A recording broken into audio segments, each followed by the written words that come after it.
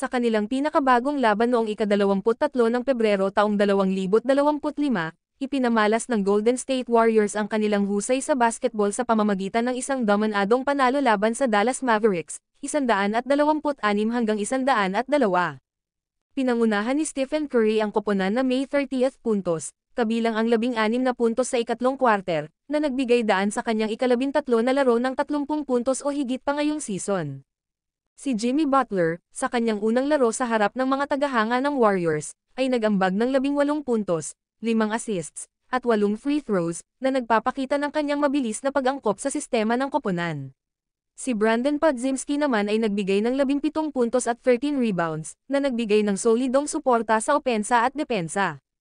Ang Warriors ay nagretiro ng jersey number 9 ni Andre Iguodala sa isang seremonya pagkatapos ng laro, bilang pag-alala sa kanyang kontribusyon sa koponan. Sa kabilang banda, ang Mavericks ay nahirapan sa kabila ng mahusay na laro ni Kyrie Irving at PJ Washington, na parehong nagtala ng 17 puntos. Ang pagkawala ni Anthony Davis dahil sa injury ay nagbigay ng hamon sa kanilang depensa at opensa. Ang Warriors ay nagpakita ng balanseng laro, na may kontribusyon mula sa iba't ibang manlalaro, at nagpatuloy ang kanilang magandang takbo sa season.